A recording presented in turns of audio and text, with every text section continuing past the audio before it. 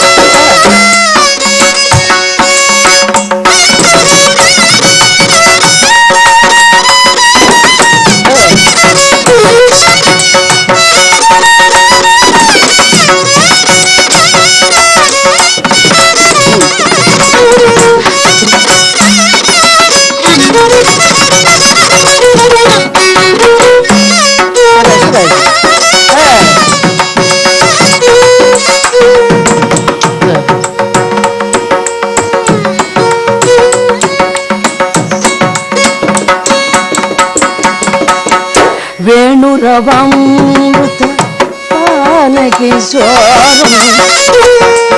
వేణురవామృత పానకిశోరం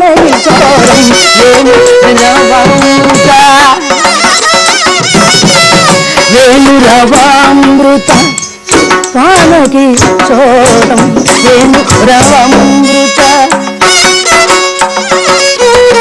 వేణురవామృత పానకిశోరం ఇదకు విచారం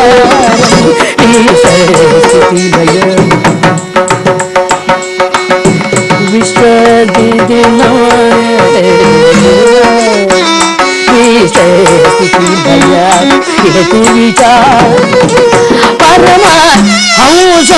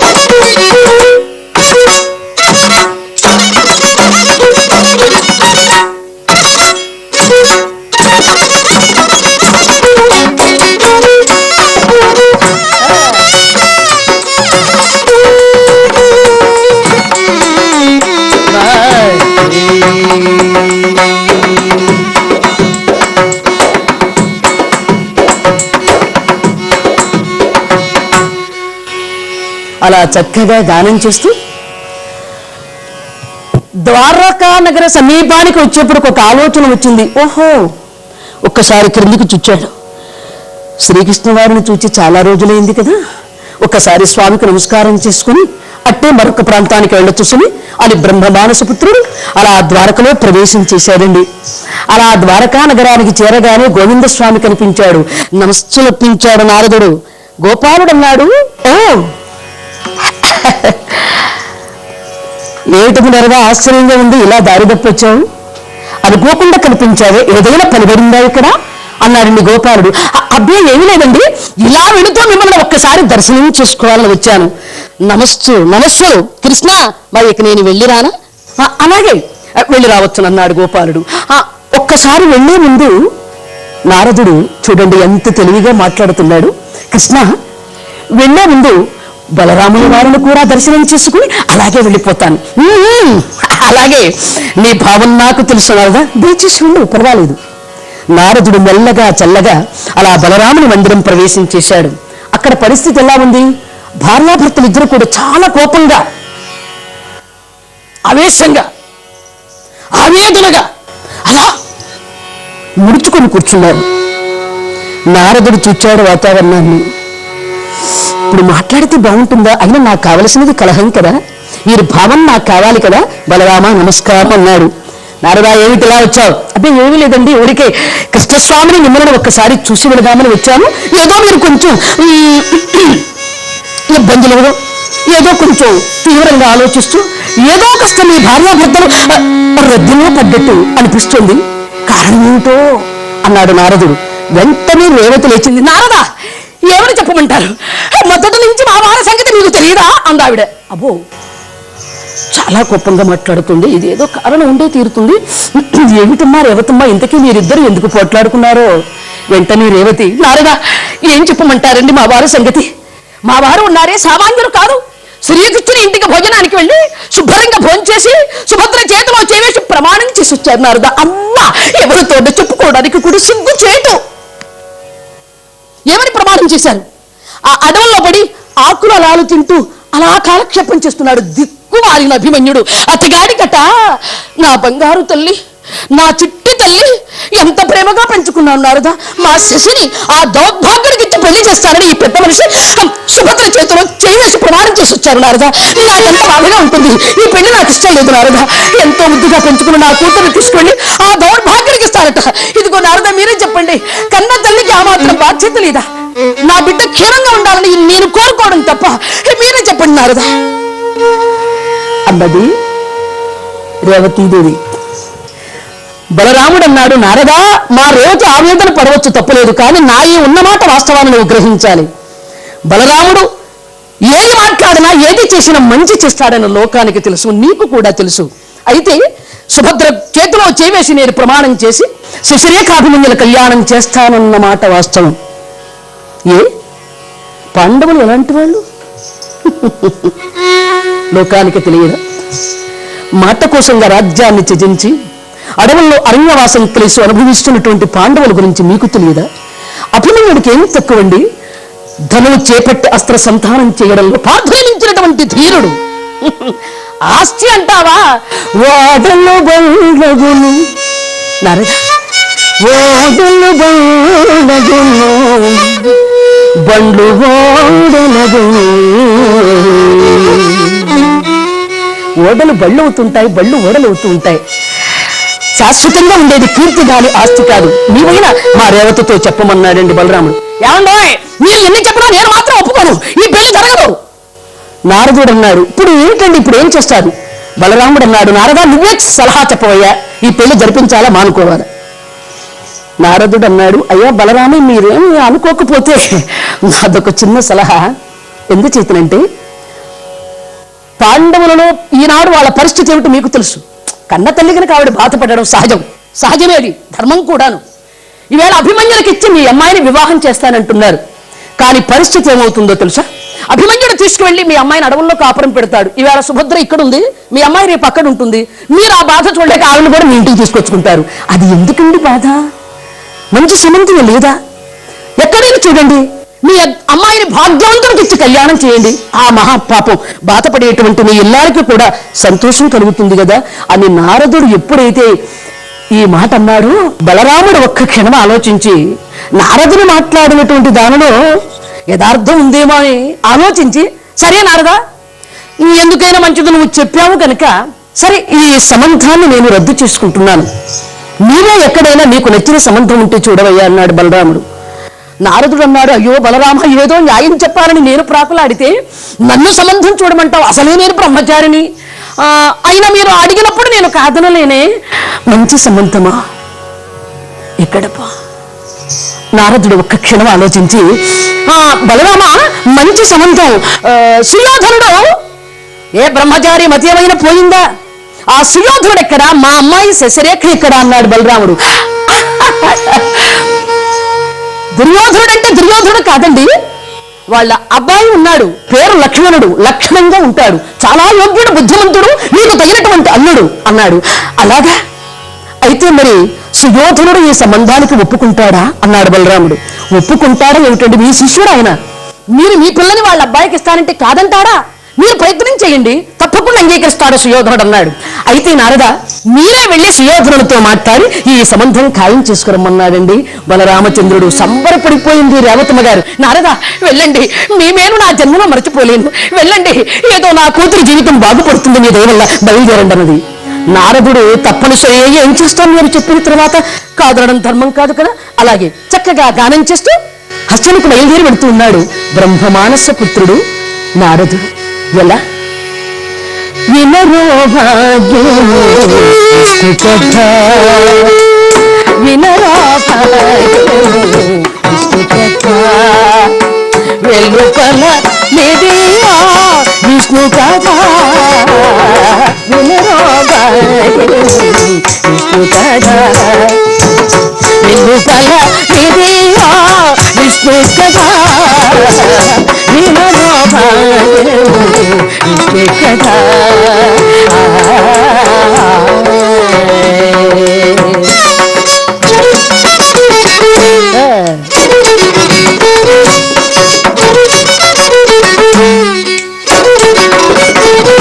ఆది నుండి సంసారిదులలో, ఆది నుండి సంసారిదులలో, ఆది నుండి సంజాదిదులలో వేదం వైనది విష్ణు కథ. ఆది నుండి సంజాదిదులలో వేదం వైనది విష్ణు కథ. నాది నుంచి నీదే నాదగాదులజ,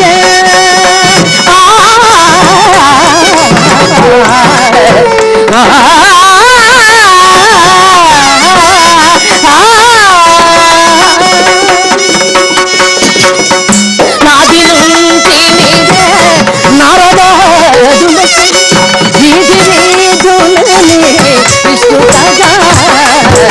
నాది నుంచి నీదే నారదాదులజ, వీధి వీధులని విష్ణు కథ.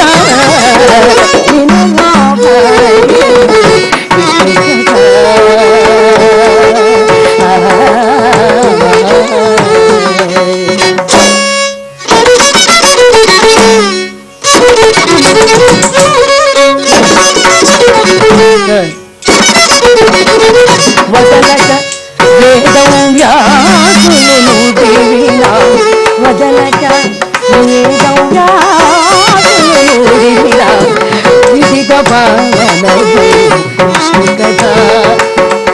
వదలక వేదం వ్యాసులను దేవినా, విధిగ భావనది విష్ణు కథ. సదనం వైనది సంకీర్తనయే,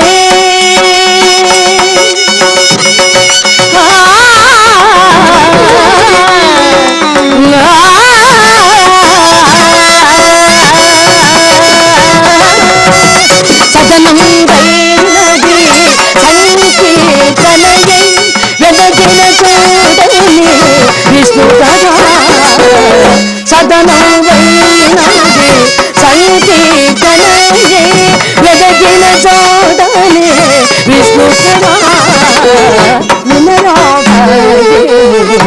విష్ణు కథ వెలుపల మిరియా విష్ణు కథ,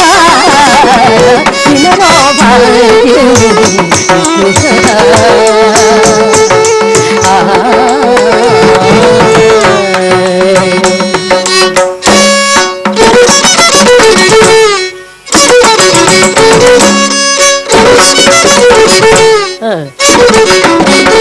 గొల్లెత్తలు చల్లను గొనకొని చిల్లుతగా, గొల్లెత్తలు చల్లను గొనకొని చిల్లుతగా, గొల్లెత్తలు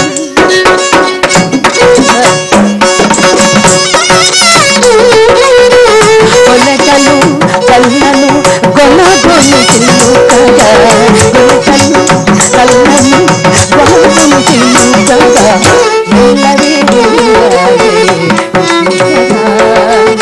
గొలకలు చల్లను గొనకొని చిలుకుగా,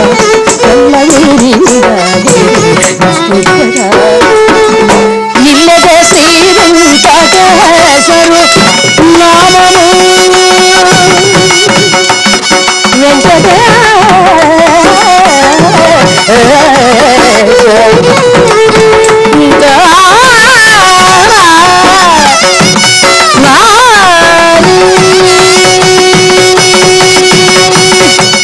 ఇల్లదే శ్రీరంకటేశ్వరు నామము, ఇల్లదే శ్రీరంకటేశ్వరు నామము, వెళ్ళి వెళ్ళి విష్ణు కథ. ఇల్లదే శ్రీరంకటేశ్వరు నామము, వెళ్ళి వెళ్ళి విష్ణు కథ. విష్ణు కథ వెలుపల మిరియా విష్ణు కథ, విష్ణు కథ.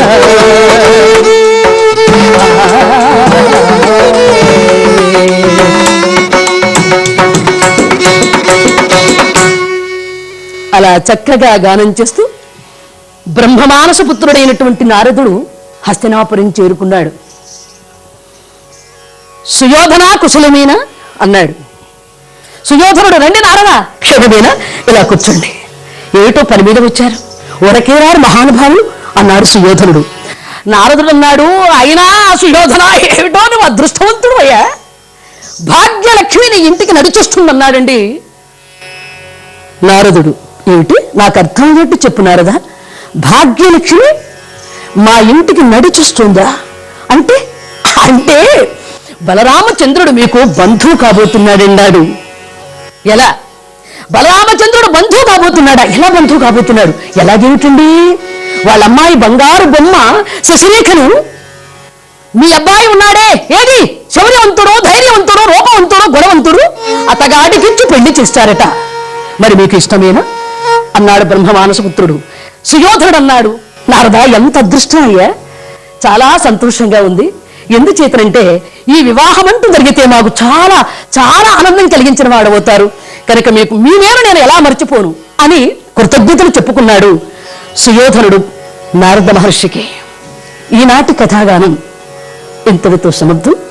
జరగబోయేటువంటి కథాగానాన్ని మళ్ళీ వారం చెప్పుకుందాం. సర్వే జనా సుఖినో భవంతు. జయ శ్రీమద్ రమారమణ గోవింద. బోలో శ్రీకృష్ణ స్వామికి జయ.